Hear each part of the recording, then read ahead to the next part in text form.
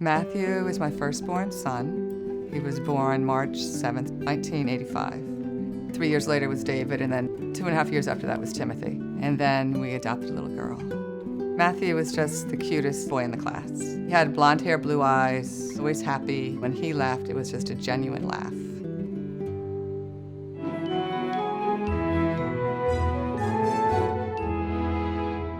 Everyone wanted to be Matt's friend. He was just a sweet, wonderful boy, and he always wanted to please his parents. Would never say a bad word in front of me. Now his two brothers would always say the bad words, but Matthew liked to be a good boy. I tried to talk about him a lot. He's now this, amazing son in heaven. And here on earth, he wasn't always the most amazing son, but now he is, and I think the boys laugh at me because Matt, when I talk about him now, he could have done no wrong. And he definitely, he did things every kid does. Matt was kind of the calming force among everyone. If the other two boys were, they were fighting or whatever, it was always Matt that could calm them down. Matt loved live music. He definitely was a Deadhead, and he loved all kinds of bluegrass, Grateful Dead, and Railroad Earth, and Fish. Matt taught himself how to play the guitar, too.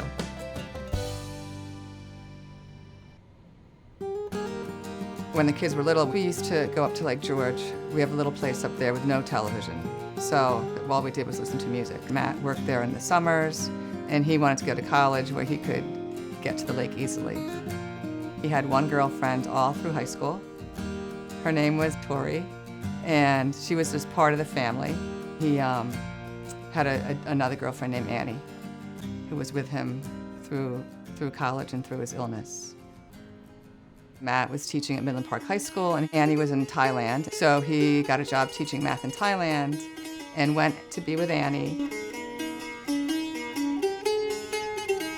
And he started to have pain kind of behind his ear. He said, "Mom, I've had this pain, this lump," and I went to a doctor, and they did a biopsy of it, and they told me it was cancer.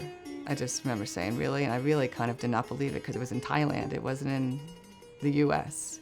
So I said, "Okay." He goes, "I think I need to come home."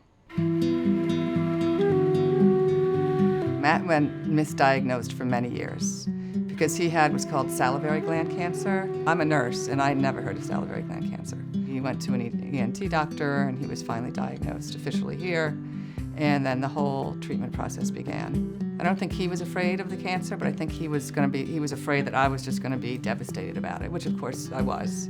But I think he was just worried about how I would feel about it. And that's just the kind of kid Matt was. Matthew never ever complained. He never said, "Why me?" He just took it and went with it. And we were just so blessed to have Matt in our life. We wanted everyone to kind of feel Matt's spirit. We also felt that since he was misdiagnosed for years, we wanted to let people know about this cancer. So we decided to start a foundation. We have it for two reasons. One is for a scholarship for kids that graduate from high school, from Ridgewood High School where Matt went to school, and also from Midland Park High School where he taught. We raised money by having an event called Saylestock.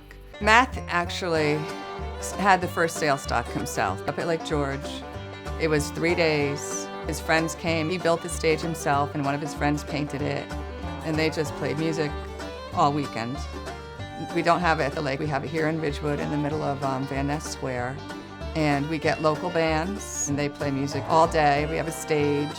We also have merchandise, so we have some t-shirts, we have pictures. I've blown up a lot of pictures that Matt took over the years and sell them. We have vendors that come and they can sell artwork or pottery, jewelry. We have a kids section in Van Ness because I wanted the parents to be able to enjoy the music and have their children have fun too. And we have food. His friends from high school and his friends from college all come and do the cooking. Next year will be our 6th annual Saylestock. I think that Matt's illness brought all of us closer together in a way. My husband and I were able to just support each other, and then we talk about how important it was for Matt to remain independent and be able to make his own decisions because he was a man, he was an adult. I had to be careful. I didn't want him to know how much I was worried about him because I know he wanted to be independent. It was just it was a tough time in our life, but it was just a really tough time in Matt's life. We definitely look at life differently now.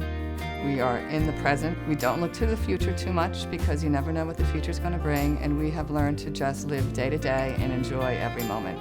And I have to say, I think we are somehow happier in a way, which is amazing if you look back on it.